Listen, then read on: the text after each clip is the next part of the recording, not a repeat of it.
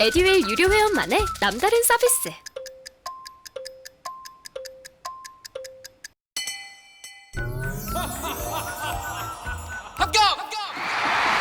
합격하고 돈도 받는 혜택. 오직 에듀윌 유료 회원에게만. 에듀윌. 무료 합격!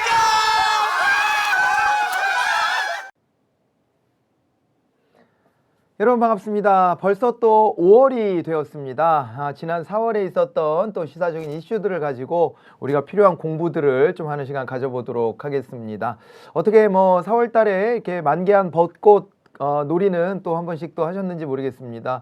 요즘에 보니까 우리나라에 이제 이 벚꽃들이 상당히 또 이제 많아져 가지고 예전보다는 벚꽃을 아주 환상적으로 즐길 수 있는 곳들이 주변에 많아진 것 같습니다. 네, 뭐 많이 바쁘시고 힘들고 하시겠지만 또 간혹은 이렇게 또 자연 속에 나의 살아있음을 한번 느끼는 시간들을 조금씩은 좀 가져보시는 것도 좋을 것 같고요. 자, 그리고 이제 이 벚꽃도 좀 논란이 있었잖아요. 과거에는 이게 이제 일본 놀이다, 일본 문화를 가져다가 우리가 즐기고 있는 것이다, 이런 식의 좀 이제 이 지적들도 있었는데, 알고 봤더니 이게 이제 우리나라의 원래 이제 고유 품종으로도 이제 그 왕벚꽃이라 그랬나? 뭐 있다고 하죠? 네, 그래가지고 이게 결코 일본식 문화가 아니다. 오히려 일본식의 벚꽃은 이게 여러 해를 거쳐서 계속 이렇게 유지되기가 어렵다. 뭐 이런 지적들도 나오고 있더라고요. 그것도 또한 이제 반가운 그런 이야기가 아닐 수가 없었습니다. 어쨌거나 뭐 이렇게 해서 4월을 또 우리가 이제 마무리를 하고 5월로 이제 넘어갑니다. 이제 주변이 많이 진짜 연두연두해지고 있는 것 같으니 또 가끔씩은 이렇게 또 연두 색깔도 한번 이렇게 쳐다보시고, 뭐 눈도 좋아진다니까 그렇게도 하시고 하늘도 가끔 쳐다보시고 하시면 좋겠습니다. 자, 이제 이런 말씀을 드렸지만 또 이제 세상 돌아가는 일은 되게 여유롭지만은 않습니다. 세상 돌아가는 일들이 굉장히 또 벅차게 또 한 달 한 달을 버텨내고 있는데, 그 관련된 얘기들을 또 이제 몇 가지 추려서 우리가 또 공부하는 데 도움이 될 만한 것들로 쏙쏙 골라서 한번 다뤄 보도록 하겠습니다. 자, 마음의 준비 되셨으면 지금부터 출발해 보도록 하겠습니다. 자, 이제 먼저요, 커버 스토리로 한번 들어가 보겠습니다. 동맹국 감청. 이거 심각한 문제가 터졌네요. 사실은 이거 그냥 이렇게 생각해도 좋을 것 같아요. 이게 감청이냐 도청이냐 얘기도 있어요. 우리 교재에서는 감청이라는 말을 썼네요.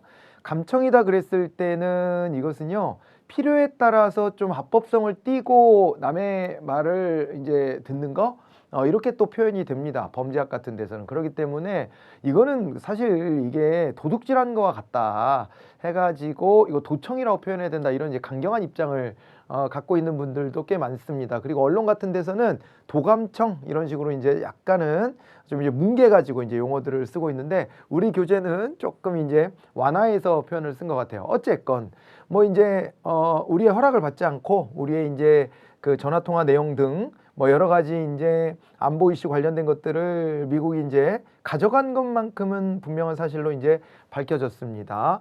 자, 이제 이 과정에서 이제 우리나라의 대응도 좀 생각해 봐야 되고, 그 다음에 이 문제를 어떻게 바라봐야 될지 관점도 좀 세워봐야 될 것 같고, 그리고 또한 이런 첩보 전쟁이 뭐 이제 어제 오늘만의 얘기는 아니잖아요. 네, 그래서 이제 그런 유형들, 명칭들도 한번 같이 살펴보고 그렇게 하면 좋을 것 같습니다. 일단은요, 사건의 발단은 이겁니다. 워싱턴 포스트에서 이제 미 국가안보국, 중앙정보국, 그다음에 국방정보국, 국가정찰국 등 거의 모든 미 정보기관의 정보활동이 담긴 문건들이 트위터, 텔레그램 등 소셜미디어를 통해서 유출이 된 겁니다. 유출이 됐는데, 이걸 통해서 동맹국 감청이 있었다는 것이 또 드러난 거예요. 그래서 우리나라가 이제 그 대상에 들어갔고, 우리나라에서 이제 뒤에 가서 언급이 있겠지만 우크라이나에 무기 지원해야 되냐 말아야 되냐, 이런 걸 가지고 이제 고위 이제 청와대가 아니죠, 지금 대통령실 이제 그 비서들이 나누는 대화들이 기록으로 남아 있었던 거예요. 그렇게 해서 아주 엄중한 사안들을 다루고 있는 것들이 미국에게 실시간으로 이제 들어가고 있었다는 것이 만천하에 드러난 겁니다. 이런 첩보전은 사실은 이제 오래전부터 있어왔던 일이기는 한데 그 역사가 좀 이제 쓰여져 있더라고요. 그 중에서도 아주 대표적인 것이 이 스노든 사건이 있습니다. 2013년 이제 스노든이라는 요 이제 국가안보국 직원이에요. 근데 미국이 민간인 사찰 프로그램인 프리즘이라고 하는 이 프로그램으로 동맹국까지 감시했다는 사실을 폭로했습니다. 아주 용감한 폭로였던 거예요. 이분이 이제 깜짝 놀랐던 거는 딴 게 아니라 이게 민간인들도 아무런 영장 같은 거 없이 이렇게 막 접근해서 이 도감청을 하고 있다는 점에 놀랐다고 이렇게 밝히더라고요. 그래서 뭐 나중에 이제 러시아로 망명하고 뭐 숨어 지내고 뭐 이렇게 하는 이제 모습도 이제 우리가 볼 수 있었는데 어쨌건 이런 이제 용감한 폭로로 이런 사실이 만천하에 드러났고요. 그 다음에 또 폭로 전문 웹사이트인 위키리크스라고 하는 곳이 있습니다. 여기도 아주 유명하죠. 2016년 NSA가 2008년 반기문 당시 유엔 사무총장과 메르켈 총리의 대화 내용을 도청했다고 폭로해버렸는데 이 과정에서 드러난 게 많아요. 일단은 메르켈 총리가 10년 이상 도청당했다. 지금 이제는 전 총리가 되셨지만 이 독일에서 3연임까지 하셔가지고 12년 동안 총리를 하셨는데 이분이 말입니다. 이분이 4연임이었나 보구나. 3연임하고 4연임 한다고 그때 막 그랬던 것 같아요. 어쨌거나 지금은 이제 물러나셨는데 이분이 이제 메르켈 총리가 이제 10년 넘게 도청을 당하고 있었다는 사실을 이제 알게 돼가지고 이 전화기의 통화 내용을 다 듣고 있었다는 거예요. 이게 이제 밝혀져서 아주 화가 난 이 메르켈 총리가 직접 이제 전화를 걸어서 이제 미국에 이제 항의하는 이런 일도 있었습니다. 이때가 이게 저 오바마 정부 때였던 걸로 기억이 나는데 그때 이렇게 막 항의하고 그런 일들이 좀 있었고요. 자, 그리고 또 반기문 유엔 사무총장도 사무총장이지만 우리나라도 이제 미국에 있는 우리나라 대사관 있죠. 여기가 이제 도청당했다라고 하는 것도 함께 밝혀지고 뭐 이제 그런 일들이 있었습니다. 그리고 또 이번에 이제 발표된 것을 보면 미국 정부가 한국이 우크라이나의 포탄을 우회 지원할지와 관련해 김성한 전 대통령실 국간부실장과 그 다음에 이문희 전 외교비서관의 기밀 대화를 감청했다는 거예요. 이렇게 나와 있는데 이게 뭐냐면요. 우리나라는 대원칙이 우크라이나 전쟁에 직접적인 가담을 하지 않겠다는 거예요. 이게 왜냐하면 우리나라 입장에서는 러시아하고의 관계도 있고 러시아하고 경제적 의존도도 꽤 높기 때문에 그렇기 때문에 여기에 이제 우리가 쉽게 개입하지 않으려고 하는 이 포석이거든요. 그렇게 되는데 요즘에 이제 보면은 미국이 자국 중심주의도 굉장히 강해졌지만 다른 한편으로는 신냉전이라고 말할 만큼 말이에요. 어떻게 보면 이제 자신들의 이 안보적 지위나 이런 것들을 또 위협하면 경제적인 것도 마찬가지지만 이제 위협이 된다라고 생각하면 이걸 아주 적대적 정책을 막 이제 내뱉고 있습니다. 사실 이거 따지고 보면 그렇지 않습니까? 이제 역사가 됐으니까 우리가 말할 수 있겠지만 우리나라의 한국 전쟁이나 그 다음에 베트남 전쟁 그리고 지금 우크라이나 전쟁 이런 것들을 한번 들여다보세요. 들여다보면은요 이게 일종의 강대국들 간의 대리전 양상이 있어요, 없어요? 뭐 이거 가지고 이제 논쟁하려고 꺼낸 얘기는 아니니까 뭐 이제 그걸 인식이 옳으냐 그르냐 이런 얘기는 우리가 좀 차치하고 일단 기본적으로 시간이 지나서 보면 강대국 싸움에 있잖아요. 그 약한 고리가 되어 있던 지역들이 터져버린 거예요. 우크라이나 전쟁도 큰 틀에서 보면 그런 성격의 모습을 많이 담고 있습니다. 물론 표면적으로는 영토 분쟁을 일으키면서 그러면서 우크라이나를 선제 침공한 러시아의 책임을 묻지 않을 수가 없죠. 그건 당연한 겁니다. 당연한 거지만은 그 이면에 보면은 미국이 이제 우크라이나를 무기 지원을 하면서 우크라이나가 무너지지도 않고 그렇다라고 해가지고 러시아를 이기지도 않는 이런 상황을 만들어 놓고 있는 것도 사실이잖아요. 한편으로 보면 그죠?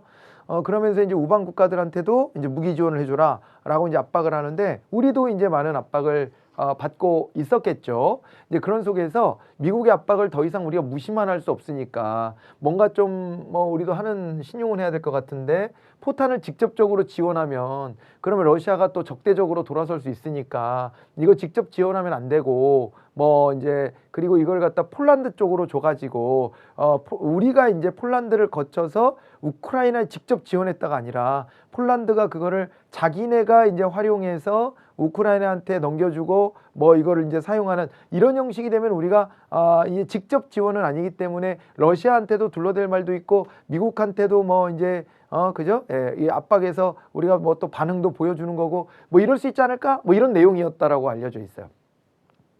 그래서 이제 이런 게 아직은 결정이 된 게 없고 우리의 큰 원칙은 변화가 없지만 그런 방향의 우회 지원 통로 같은 것들 좀 머리를 써보면 어떨까 이런 것들을 논의한 내용이 이제 이게 도청 감청이 돼가지고 결국에 미국에서 이게 폭로가 된 상황입니다.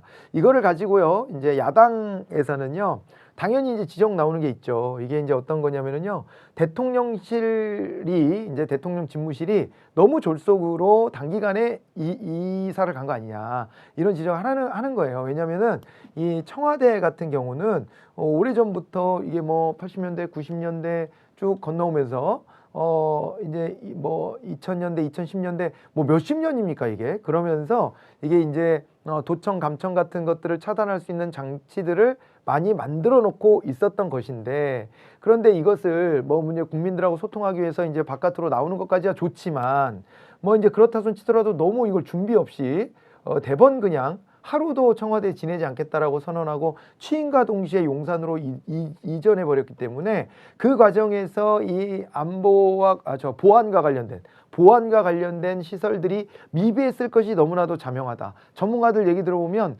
이런 것을 피하기 위한 시간 자체가 충분히 확보되지 않았다고 얘기한다. 너무 짧은 시간 안에 집무실을 꾸몄기 때문에 이게 당연히 도감청에 취약할 수밖에 없었다라고 하는 지적을 하죠. 그리고 이제 그 옆에 미군의 정보부대도 딱 자리 잡고 있거든요. 용산에. 그런 부분도 염려된다라고 지적하는 전문가들도 이제 말하는 걸 들었고요. 그리고 또 이제 한편으로는 그때 대통령실을 빠르게 또 정비하는 과정에서 이제 보안 검색 같은 것들을 철저히 하지 않은 채 많은 사람들이 거기에 이제 공사를 하겠다고 왔다 갔다 했다는 거예요. 이게 이제 원래 이제 그 프로세스를 보게 되면 청와대 안에는 뭐 사소한 거 하나를 들고 들어오는 사람조차도요, 뭐 여기에 이제 신원조회 다 미리미리 다 해놓고, 그리고 이제 그때그때 이렇게 어떤 일을 하는지 지켜보기 위해서 청와대 직원이 같이 따라다니고 이렇게 한다는 거예요. 대통령실 직원이. 그렇게 해가지고 그 프로세스가 다 있고, 심지어 있잖아요. 그런 얘기도 들었습니다. 대통령을 찍고 있는 카메라. 여러분들과 저 사이에 있는 카메라에 그럴 일은 없지만, 대통령이 방송 같은 데 나갈 때요, 카메라도 다 분해해서 그 안에 어떤 나쁜 장치 같은 것들이 들어있진 않은지, 그럼 폭약이 들어있으면 어떻게 할 거예요? 심지어 그런 것도 다 검사하고, 그리고 이제 도청 장치 같은 거 안 심어놨는지 뭐 이런 것들도 다 이제 검사를 한다는 거예요. 이런 것들을 다 하는 루틴이 있는데 그때 너무 짧은 시간 안에 대통령실을 이전하는 과정에서 그런 것들이 제대로 이루어지지 못하고 빨리빨리로만 진행되다 보니까 그 와중에 이제 당연하게 이 첩보전에서 인접된 국가들이 우리나라가 무슨 얘기하는지 궁금하니까 다 들어와서 심었을 것이다라고 의심을 하는 사람들도 있더라고요. 제가 그냥 전해드리는 거예요. 이거는 뭐 그냥 아직까지는 뇌피셜입니다. 뭐 그렇게 안 했을 리가 없다라는 전문가들도 있어요.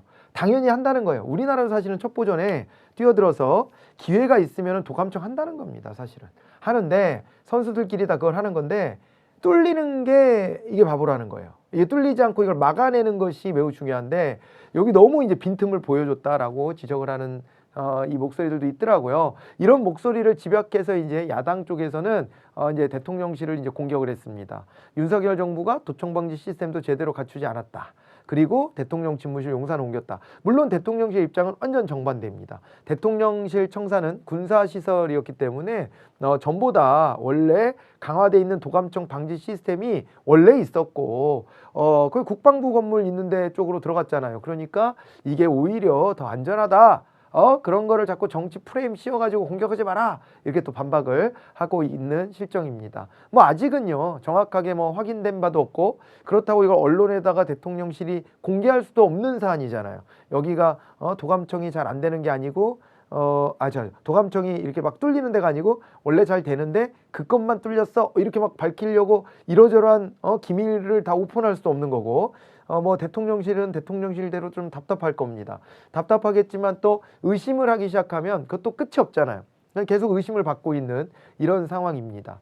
이런 속에서 이제 이 대응을 좀 한번 좀 봐야 될 것 같은데요. 요거 넘어가기 전에 미국에서는요 이게 이제 사실관계가 이제 폭로가 됐고 그 다음에 워싱턴 포스트 같은 데가 얼마만큼의 자료를 들고 이것을 보도하는지를 알 수가 없기 때문에 이제 굉장히 신중한 자세를 보였어요. 그런데 우리나라는 발칵 뒤집어졌습니다. 일단은 지금 현 정부가 한미일 공조를 강화하려고 하고 있는 그런 이제 추세고 심지어 일본을요 최초로 이제 군사 동맹의 지위까지 묶어내려고 하고 있습니다. 그런 시도를 하고 있고 중국이나 이런 데는 또 밀어내는 전략을 써요. 그래서 기존에 이제 한중일이라고 불렀던 명칭조차도 한일중으로 부르기 시작한 게 지금 현 정부입니다. 이런 속에서 있잖아요. 지금 일본하고의 관계를 어떻게든 좀 좋게 개선해 보려고 일본이 요구하는 것도 막 다 들어주고 우리나라에서 굉장한 비판을 받는데도 불구하고 그런 것들을 다 감내하면서 최근에는 대통령이 미국 방미하기 전에 뭐라고까지 얘기하고 갔냐면은 외신과 인터뷰에서 100년 전 일을 가지고 일본한테 무릎 꿇으라고 하는 것을 뭐 본인은 이해할 수 없다. 그런 식의 발언까지 하고 갔어요. 이거 굉장히 엄청난 발언입니다. 우리나라 대통령이 그런 정도까지 발언을 했다는 것은 사실은 뭐 다 걸고 이 한미일 관계를 기존하고 좀 다르게 형성해 보겠다라고 하는 의지를 피력한 것으로밖에는 안 보여요. 이러고 있는 상황에서 미국으로 이제 건너가기를 얼마 앞두고 이런 사건이 터지니까 진짜 당혹해 한 거는 우리나라였던 것 같아요. 그래서 이제 우리나라 대통령실에서 이게 뭐 불법 처음에는 뭐 도감청이 없었다라고 했다가 미국에서도 그게 뭐 사실관계가 확인을 아직 안 된 거 아니냐 이렇게 쉴드를 쳐주고 그랬다가 또 이제 미국에서 그게 쉴드가 안 되니까요. 이게 사실로 막 드러나고 미국은 이거 좀 미안하다 뭐 이런 얘기하고 그러니까는 이제 거기에서 이제 나쁜 의도의 도감청은 아니었다. 뭐 이런 식으로 또 쉴드를 쳐주고 그러다가 이제 미국이 이제 이게 사실로 이제 거의 확정되니까 뭐 나중에 가서는 미국이 우리한테 사과의 뜻을 표명했다. 뭐 이런 걸 가지고 한미 관계가 돈독한 한미 관계가 훼손될 일은 없다. 이런 식으로요. 또 이것도 다 카바를 쳐줘야 되는 이런 상황이었어요. 일본한테는 뭐 과거사 같은 거 막 덮어주느라고 좀 바빴잖아요. 네, 뭐 그렇게 하고 앞으로의 얘기를 하는 게 이롭다라는 판단이 있는 걸로 보여지죠. 그렇게 한 것 같은데 국민 여론을 등지면서까지 그렇게까지 해 놓고 이제 미국하고 이렇게 뭔가 좀 또 이제 더 또 새로운 것들을 해보고 싶었던 것 같은데 그런데 이제 여기에서 아무튼 간에 이 사건이 터지는 바람에 굉장히 당혹해하고 그래서 어쨌건 이게 큰 문제가 되지 않는다. 라는 식으로 이제 넘어갔지만 사실 이제 우리 입장에서 봤을 때 아이고 잠깐만요. 예, 여기 사실은 우리 입장에서 봤을 때는 굉장히 심각한 문제입니다. 이게 특히 이제 미국도 미국이지만은 미국뿐만 아니라 다른 나라가 진짜 여기 대통령실을 꾸밀 때 우리가 이제 지적을 하고 있는 것처럼 그게 물론 그렇게 풍문으로만 끝나면 좋겠지만 그게 아니라 이 첩보 전쟁 속에서 우리나라 지금 대통령실 하고 있는 얘기들 만약에 다른 데들도 엿들었다면 엿들을 수 있는 지금 상황이라면 굉장히 걱정되는 지점이 아닐 수가 없습니다. 우리는요 일단은 이 주변 강국들에 둘러싸여 있는 지정학적 위치라고 하는 거를 잘 알고 있잖아요. 역사적으로도 그것 때문에 옛날에 그 유명한 그림 뭡니까? 우리 조선을 딱 놓고 조선을 딱 놓고 이제 여기에 뭐 러시아 그 다음에 청나라 일본 미국 여기서 낚싯대를 딱 그죠? 조선은 거기에 이제 물고기고요. 낚싯대를 딱 같은 호수에서 들이밀고 있는 이런 그림 유명한 그림 보신 거 있었을 거예요. 그런 위치가 우리나라의 지정학적 위치입니다. 그런 속에서 강대국과 강대국이 충돌하는 지점이고요. 그렇기 때문에 모든 전쟁도 우리나라에서 합니다. 얘네들끼리 싸울 때. 그러지 않았나요? 그랬잖아요. 임진왜란도 사실은 중국으로 가는데 길을 비켜라였고요. 그 다음에 다 올라가서 몽고가 있잖아요. 몽고가 일본을 정복하려고 그럴 때에도 우리나라를 대동해서 끌고 갔습니다. 역사적으로 이런 일들은 아주 많습니다. 청일전쟁 어디서 했습니까? 청나라에서 했습니까? 일본에서 했습니까? 러일전쟁은 어디서 했습니까? 러일전쟁은 러시아에서 했습니까? 일본에서 했습니까? 이런 역사적인 맥락들이 있기 때문에 우리는 정말 많이 신중하고 조심하고 이래야 되는데 그나마 지금은 대한민국이 우리 땅에서 살기 시작하고 반만 년이 지난 이 역사 속에서 가장 강성한 때를 형성하고 있기 때문에 지금은 주변 국가들한테 일방적으로 휘둘리는 그런 상황은 아니에요.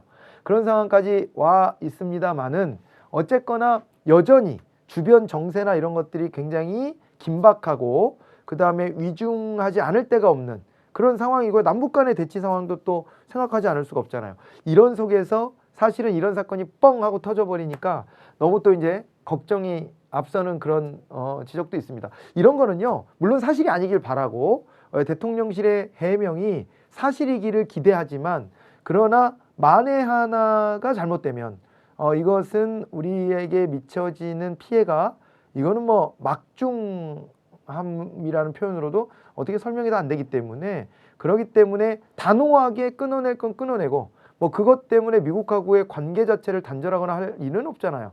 그러니까 이제 미국한테 강력 항의하고 재발 방지 약속을 받고 막 해야 돼요. 그렇게 하고 우리도 더 이제 방어할 수 있는 수단들을 강구하는 계기가 되어져야 합니다. 이런 사안은 걱정을 많이 해서 나쁠 일은 없습니다. 그냥 걱정을 하지 않고 괜찮아 이 정도면 우리 완벽해 이렇게 하는 태도가 더 문제가 될 수 있다는 점, 이런 거를 한번 좀 생각해 봐야 될 것이고요. 그 다음에 이제 관련해서 우리가 이제 상대국의 정보를 얻어내기 위한 노력들을 많이 하지 않습니까? 그 중에 이제 언론에서도 많이 다뤄지는 게 휴민트입니다. 휴민트. 옛날에 이거 상식 시험 보고 어디 취업하고 그럴 때요, 휴민트 같은 거는 진짜 단골 메뉴로 출제됐었던 그런 용어이기도 해요. 휴민트는요, 요건 인적 정보를 말합니다. 뭐 이른바 어떻게 나쁘게 말하면 첩자죠. 우리 쪽에서 보면 이제 공작원, 협조자 이렇게 되는 건데, 인적 네트워크를 통해 수집하는 인적 정보를 휴민트라고 얘기를 합니다. 자, 그리고 이제 기술 정보를 활용하는 걸 tech힌트라는 표현을 씁니다. tech힌트. 영어 약자로 이렇게 만들어진 거니까 그렇게 보시면 되고, 그런데 이게 이제 여기 이제 시긴트하고요, 지금 보면 이민트라고 하는 것들로도 또 나눠집니다. 이게 보니까 이게 인공위성, 정찰기, 이지스함 등 첨단 전자 장비를 통해 수집하면 요건 시긴트가 되고요. tech힌트 안에서도 시긴트라고 부르고, 그 다음에 사진이나 인공위성으로 촬영한 영상 정보를 이민트라고도 이제 부릅니다. 이렇게 나눠지는 걸 봐두시고, 또다시 시긴트 같은 경우는 또다시요, 레이더 능력과 특성을 파악하는 엘린트하고 통신의 내용을 파악하는 코민트로 이렇게 분류하기도 한다는 겁니다. 그 용어들이 한꺼번에 소개가 되고 있으니까 이거 잘 보시면 좋을 것 같아요. 휴민트, tech힌트, 그 다음에 또 여기에 시긴트, 이민트 이런 것들 같이 보시고요. 그리고 또 이제 시긴트 안에서도 엘린트나 코민트 같은 거, 이런 용어들을 또 공부하는 계기가 되면 좋겠습니다. 자, 이렇게 해가지고 커버 스터디 첫 번째 거를 한 타임 또 한번 할애해 봤습니다. 예, 다음 시간에 또 커버 스터디 하나가요, 양곡관리법입니다. 요 얘기 다음 시간에 또 이어가 보죠. 수고하셨습니다. 에듀윌 합격 패스.